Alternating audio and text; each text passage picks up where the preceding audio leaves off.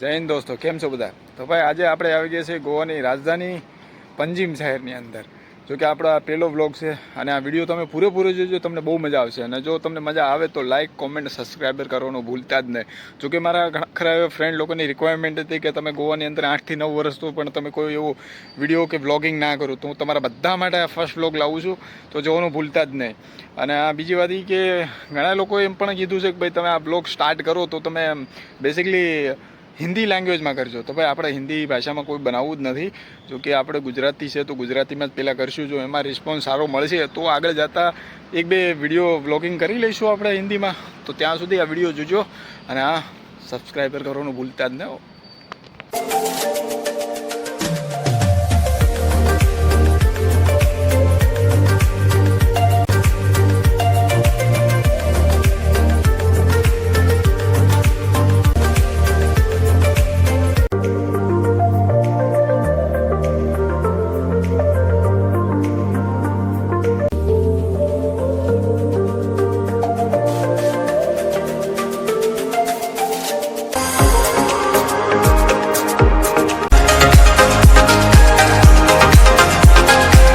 વર્ષ પહેલાં હું ગોવામાં આવ્યો ત્યારે હું આ પંજીમ સિટીની અંદર જ ફર્સ્ટ મારું જોકે જોબ લાગી હતી. અને જોકે 2 થી 3 વર્ષ તો હું ગોવામાં પંજીમની અંદર જ રહ્યો હતો. પણ મારે બહુ અને અહીંયા ઘણા બધા એવા છે કે ભાઈ કપલ્સ અને વેડિંગ માટે પણ અહીંયા શૂટ કરે છે. જો મારી પાછળ છે એ કપલ વેડિંગ માટે આવ્યા છે શૂટિંગ કરવા માટે.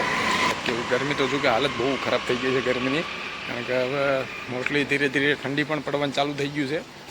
આ જગ્યાને મેં ઘણીવાર વિડીયોઝ બનાવ્યા છે, મતલબ સ્ટોરી પણ ઇન્સ્ટાગ્રામમાં રાખેલી છે, રીલ પર અપલોડ કરેલી છે. આ જો કે આ જગ્યા મારે બહુ ફેવરેટ છે. હું ઘણીવાર આ જગ્યા ઉપર ઘણા બધા એવા સેલિબ્રિટી પણ આવે છે પણ આપણે ખબર પણ નથી રહેતી.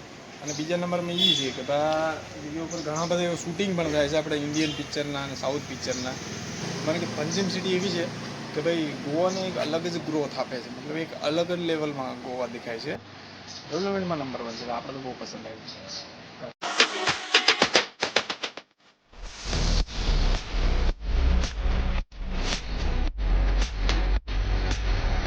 ગરમી બહુ છે.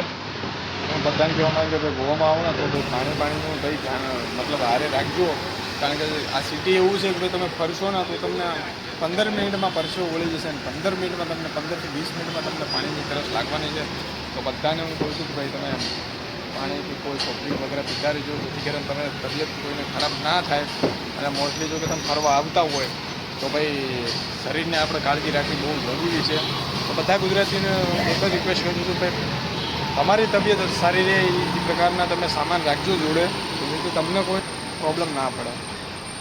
આપણે ઇન્ડિયન તો અહીંયા ફરે છે પણ હારો ભૂરિયા પણ અહીંયા ફરે છે. અને આ ભૂરી જો રખડી રખડીને લાલ ટમેટા જેવી થઈ ગઈ, કારણ કે એને તડકો લેવા આવવા તડકો હટતો નથી અહીંયા. કાંઈ વાંધો નહીં, મોતરમાં તુંય મજા કર, બીજું હું અમારી જેમ.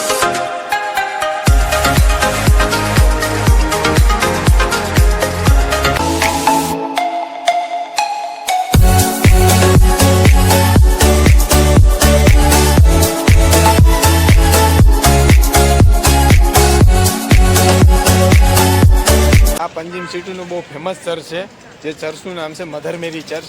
પણ જો કે આપણે ઉપર તો જવા દેતા નથી આ લોકો, તો ખબર નહીં નો એન્ટ્રી મારેલી છે. પણ કાંઈ વાંધો નહીં ભાઈ, અહીં સુધી શૂટ થઈ ગયું એટલે આપણા માટે બહુ ફાયદાકારક જ છે. જો આ ઘણા બધા અહીંયા શું કરે છે કે આવી અને અહીંયા કેન્ડલ પણ મોસ્ટલી આ જગ્યા ઉપર ઘણા બધા યુટ્યુબરો અને ઘણા બધા ઇન્સ્ટાગ્રામ રીલવાળા આવ્યા છે. જોશો કે તમે બધા લોકો એકબીજાના શું કહે રીલ અને યુટ્યુબ માટે આવ્યા છે.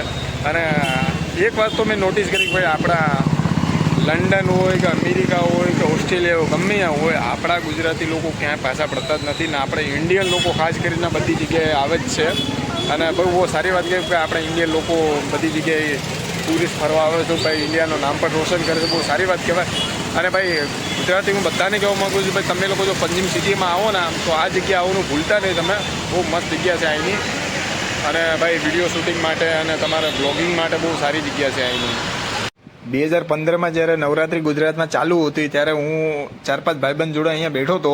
ત્યારે મેં એમ કીધું કે આપણે ગરબા રમીએ તો આ સર્કલ ઉપર હતી કે ચાલો રમીએ. અને રમા પણ, કારણ કે જો કે મારો ઓફિસ અહીં નજીક જ હતી આ બાજુ, એટલે રાત્રે બેસતા અને એ મજા માણી. હવે હું મારા તમામ ગુજરાતીને કહેવા માગું છું કે જો તમે ગોવા ફરવા આવો ને ત્યારે તમે મારો કોન્ટેક્ટ કરજો, કારણ કે હું તમને બધી મતલબ મોસ્ટલી જે જગ્યા ફરવાની છે એ બધી ફરવાની જગ્યાની ડિટેલ આપી દઈશ, કારણ કે જેથી કરીને તમે કોઈને હેરાન ન થાવ, એટલે તમારે કોઈને પૂછવું પણ ના પડે.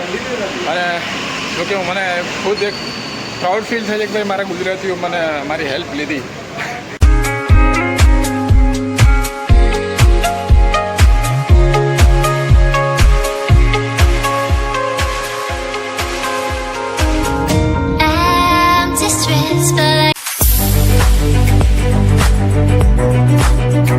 કે આ જગ્યા ઉપર ઘણા આપણે ઇન્ડિયન ફિલ્મનું શૂટિંગ પણ થયેલું છે, જેમ કે ગોલમાલ છે, એક વિલન છે, અને ચૂપ ચૂપ કે જે ઓલું શું કે શાહિદ કપૂરનો બાંડિયાવાળું એ આ જગ્યાએ શૂટિંગ થયેલું છે. કોઈને પણ લાખો કરોડો રૂપિયા જો રમવા હોય જુગાર, તો આ કસિનો પ્રાઇડમાં આવો એટલે તમને કહેવાય ને કે થઈ જાય અમુક લખપતિ અને અમુક રોડપતિ પણ થઈ જાય. ઘણા ખરા લોકો આવે છે રમવા માટે કસિનો, અને ઘણા ખરા જીતે પણ છે, પણ મોસ્ટલી મારા તે પ્રમાણે ઘણા બધા હારીને જાય છે. અને આ કસિનો પ્રાઇડ 1 છે, અને આ કસિનો મેજેસ્ટિક પ્રાઇડ, અને આ જે બિગ ડેડી કરીને છે ને એ આપણે ગુજરાતી લોકોની છે, રાજકોટવાળાની.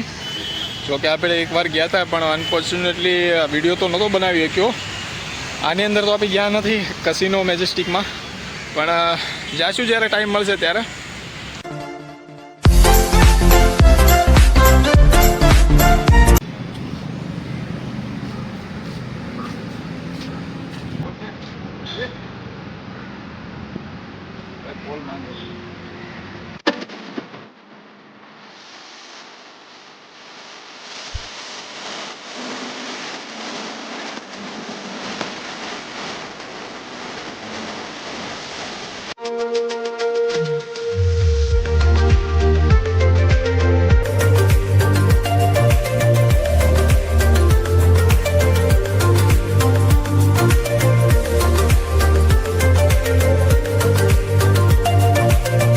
જોકે 8-9 વર્ષ પહેલાં અહીંયા તો કંઈ હતું જ નહીં. અહીંયા જોકે આ પથ્થર કેમ છે, પથ્થરના બધે ઝાડવા વાળો જેવું હતું, આ કાંઈ હતું જ નહીં. પણ હવે આ લોકોએ ડેવલપમેન્ટ કર્યું છે, મસ્ત છે યાર. હું જોકે 4-5 વર્ષ પછી આવ્યો છું, પણ આ લોકોએ આવો રંગ જ બદલાવી નાખ્યો છે. પેલા જ બાજુ આ ગાર્ડન આની અંદર હતું, અને આ કાંઈ હતું નહીં, પણ હવે બદલાવી. આ આપણું રાજકોટવાળાનું બિગ ડેડી. ભાઈ જ્યારે ટિકટોક ચાલુ થયું ને ત્યારે મેં ટિકટોકની અંદર 2 જ વિડીયો અપલોડ કર્યા હતા, પણ એટલું બધું રિસ્પોન્સ મળ્યું નહોતું. તો આપણે જો કે ટિકટોક બનાવવાનું બંધ કરી દીધું, કારણ કે મારે પહેલેથી જ થોડીક ઈચ્છા હતી કે ભાઈ આપણે યુટ્યુબર બની, પણ ત્યારે એટલા બધું ગુજરાતની અંદર યુટ્યુબનું કોઈ ક્રેઝ હતો નહીં, અને એટલા બધા યુટ્યુબર ઓછા જ હતા. તો એની આઈડિયા હતું જ નહીં કોઈ પણ આપણો આઈડિયા પ્રકારનું. તો હવે જો કે કોશિશ કરી છે, પણ તમારો સાથ સપોર્ટની જરૂર છે. જો તમે સાથ સપોર્ટ આપશો તો નેક્સ્ટ જગ્યા ઉપર તમને જઈને અલગ અલગ જગ્યાઓ તમને બતાવીશ. અને ગોવાની અંદર તો જો હું એ રીતના વિડીયો બનાવીશ કે ભાઈ તમે ગોવાની અંદર ફરવા આવો ને તો ખાલી તમારે મારો વિડીયો જોઈ લેવાનો, તમારે કોઈને પણ નહીં પૂછવું પડે. કે આપણે ગુજરાતી લોકો ઘણા બધા પૂછે છે કે ભાઈ આ જગ્યા ક્યાં, હું આ તે, અને અહીંના લબાડ લોકો છે થોડા ઘણા તે જવાબ હરખું દેતા જ નથી. પંજીમ સિટીમાં અહીં એક વેજીટેબલ માર્કેટ કરીને છે, ચલો એ પણ તમને બતાવી દેજો. પણ ફૂલ માર્કેટ સાથે ની અંદર જ છે ભાઈ, એની અંદર એમ ઘણો થાય કે એક પ્રકારનું મોલ ટાઈપ જેવું જ છે. જો સામે આ જે છે ને મ્યુનિસિપાલિટી માર્કેટ છે, અને સાઈડમાં ફ્લાવર બધું છે, અને હારે ફ્રૂટ માર્કેટ મિક્સમાં બધું છે ભાઈ. આ મોલની ટાઈપ જેવું જ છે આમાં.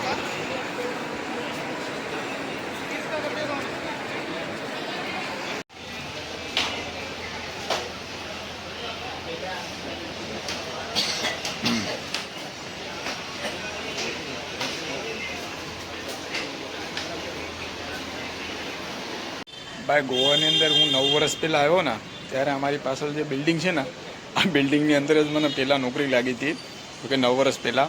અને જોકે 2 વર્ષ મેં આ બિલ્ડિંગની અંદર કામ પણ કર્યું હતું. 6 મહિનો બેંગ્લોર રહ્યો હતો, અને બેંગ્લોર પછી હું માપસા કરીને સિટી છે એનો જોકે બ્લોગ હું તમને બતાવી દઈશ. એ માપસા સિટીમાં મારું પાછું પ્રમોશન થઈ ગયું હતું. પંજીમથી કરીબન મેં 2 વર્ષ કાઢ્યા હતા આ જગ્યા ઉપર.